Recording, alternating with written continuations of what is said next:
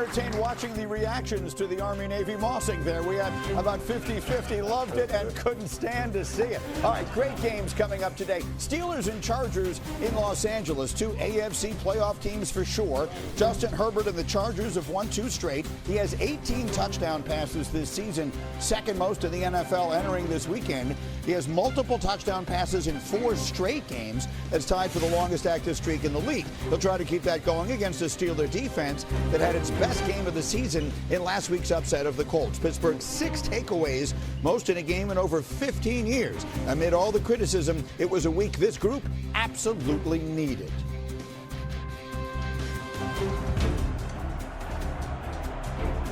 Love gets a snap, wants to throw, crossing pattern, middle of the field. It's Kraft. Kraft ran away from the trail defender, and it's another touchdown for Kraft and the Packers. Our issues are us. We own the outcome of our performances. Just didn't play good enough football. I'm worried about their defense. This defense is old, and they might be the worst defense in the league playing right now. Things ain't gonna always be perfect, but you gotta battle back. It's gonna be resolved this week. That ends with us. If we're gonna win this game, it's because of us. TJ Watt, the strip sack master. This defense is playing with their hair on fire.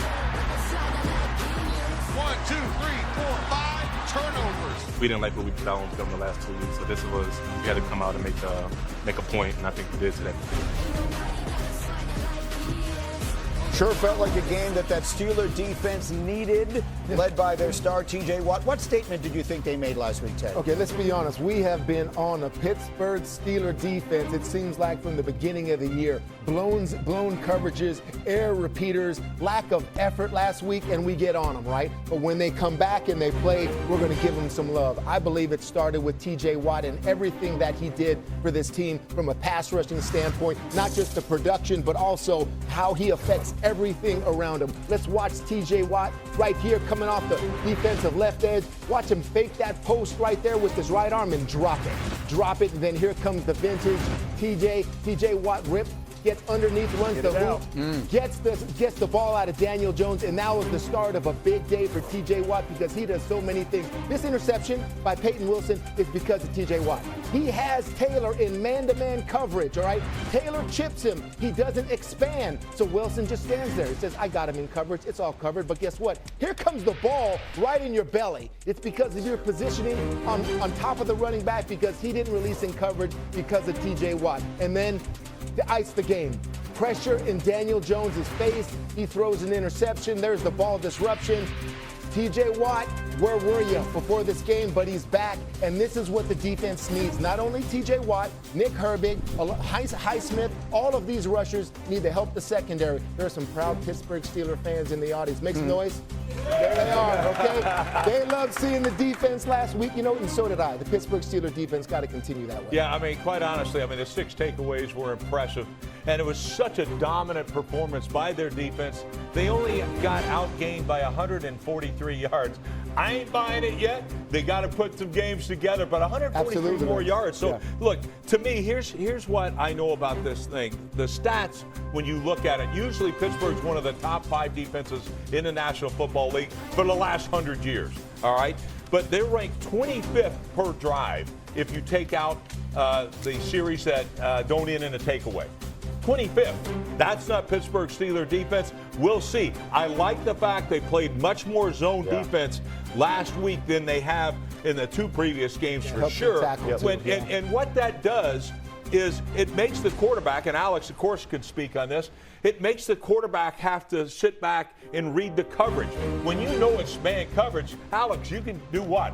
Yeah, you just throw it to your best matchup, right? The decision's easy. Where's my fast guy? I'm going to throw this guy the ball. And to your point, I think you're dead on. Way more zone out of this Pittsburgh Steelers defense, which is what we've seen from them for the last 40 years. These guys invented zone pressure, and you combine it with that pass rush. It's hard. There's a lot of eyeballs on you as a quarterback, and any missed throw, right, they can feast on these turnovers. And I do think that's going to play out today because, again, this Chargers offensive line is so banged up. They just lose Joe Alt for the season again. And I played for obviously Jim Harbaugh, and I'll never forget his coaching point.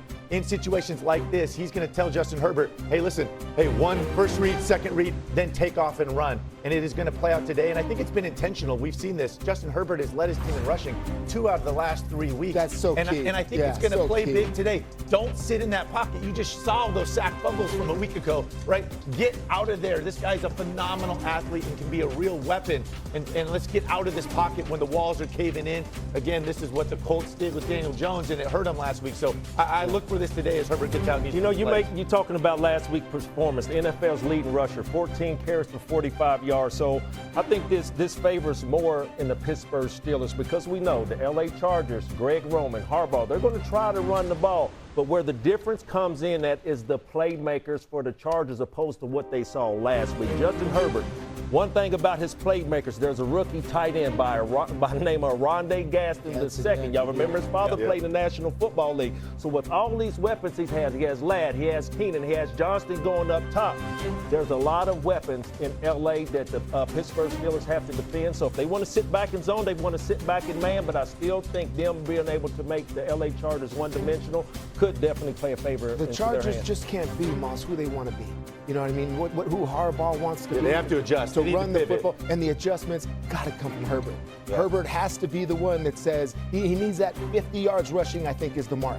Rush for 50 yards at least to make up for the lack of running game, the lack of, the tough prowess of your offensive line because you're so hurt. If it's not with your arm, he's got to put on the cape. It's got to be Herbert if you can't run the football for the Chargers. Well, I think the last game he had 7 rush attempts, scrambles for 62 yards. That's what I love, and right 4 there. first downs. So that is going to be a big part of what they do. I think they have to. I spread them out.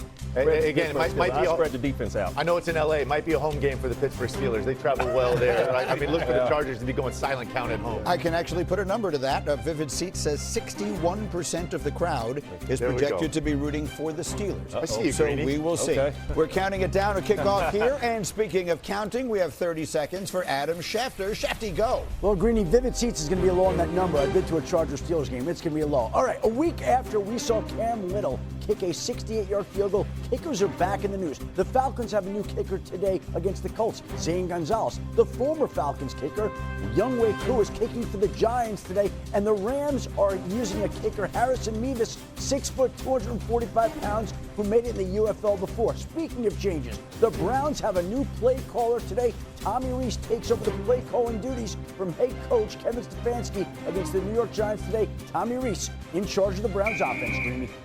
See if that looks any better against the Jets today. Meanwhile, we've talked about the Ravens and Lamar Jackson. He's in the house in Minnesota. Really interesting to us that all of you, as members of the lifelong brotherhood that is the National Football League, would just share some of your emotions. Teddy, starting with you. Yeah, you said lifelong, and that's the truth because you retire and you move on, and we all go our separate ways, but you still have that brotherhood that affects you. My prayers are, of course, with the family. I will continue to pray for them. I think about my friend Junior Seau and the way he passed, and I think about him all the time, and I miss him. And we were retired. We weren't in the locker room, but this is just how close you become to a lot of your teammates. They're like brothers to you, and I miss Junior every single day, and I wish he was still here with us. And it just reminded me of the thoughts and the emotions that I had when Junior Seau